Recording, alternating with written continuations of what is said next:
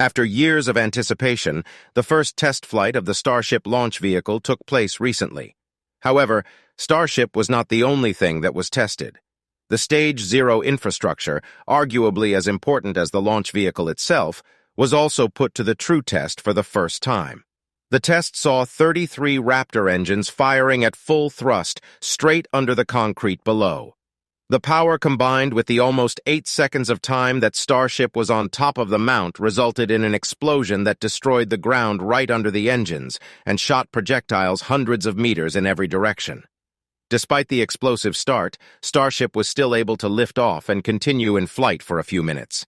It's possible that those initial projectiles caused some damage that sealed the fate of Starship's first launch. Stage 0 is the main pad infrastructure that supports the Starship launch and catch operations, including the launch tower, orbital launch mount, propellant tanks, and any other ground system helping Starship complete a launch. With SpaceX's plans for rapid reusability, the system, similar to the rocket itself, needs to be ready soon after launch for the next attempt. Before the launch, SpaceX decided to hold off on a few key pieces of the Stage 0 system. This ended up causing some significant damage. When the clock hit 0, Starship's engines ignited, and for around 8 whole seconds, the rocket stayed on the pad before finally lifting off.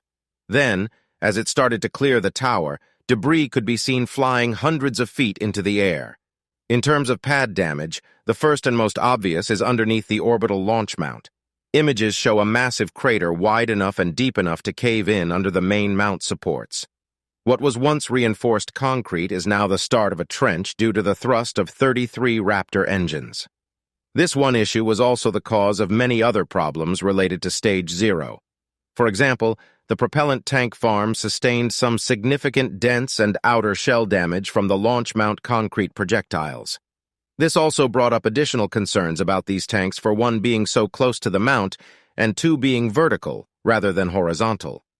This layout was right in the way of any projectiles and thrust of the most powerful rocket in the world. SpaceX knew that the current setup and lack of a flame diverter in particular could be problematic. Back in late 2020, Elon Musk tweeted saying, "Aspiring to have no flame diverter and bokeh, but this could turn out to be a mistake." Even a water-delicious system would have helped the problem. However, SpaceX wanted to get this launch off as soon as possible and decided to forego the extra systems. One final thing that could have been damaged is the Starship vehicle itself. Right after liftoff, 3 engines were not providing thrust according to the company's graphic. Later in the launch, this would increase to 6 before the explosive ending. Many believe that the significant thrust and the proximity of Starship to the ground for an extended period of time allowed concrete debris to shoot up in the air and damage either the engines themselves or any supporting systems. On the bright side, Starship managed to clear the tower and continue to gain altitude. If Starship would have blown up on the pad, the damage would have been much worse. One thing is clear from the results in various damage to Stage 0.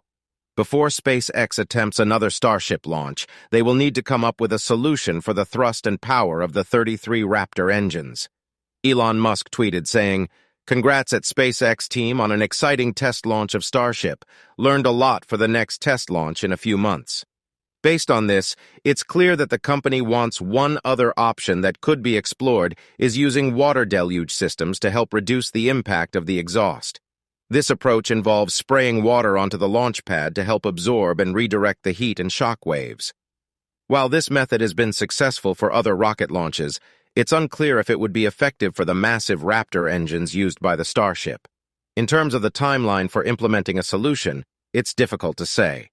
While a flame diverter or other mitigation measures could be developed and installed relatively quickly, it's possible that more extensive changes may be needed to fully address the issue. SpaceX is likely to continue testing the Starship and working on solutions over the coming months. Despite the challenges faced during the first test flight, there were still many successes to be celebrated. The Starship successfully lifted off and reached a higher altitude than any previous Starship test flight. This is a major milestone in SpaceX's goal of creating a fully reusable launch system that can transport people and cargo to space and potentially even beyond. While it's unclear when the next test flight will take place, it's clear that SpaceX is committed to continuing its work on the Starship and overcoming the challenges presented by its powerful engines. As the company moves forward, it will be important to carefully evaluate the results of each test and make any necessary adjustments to ensure that the Starship can safely and reliably reach orbit. In conclusion, the first test flight of the Starship launch vehicle demonstrated the power and potential of this innovative rocket.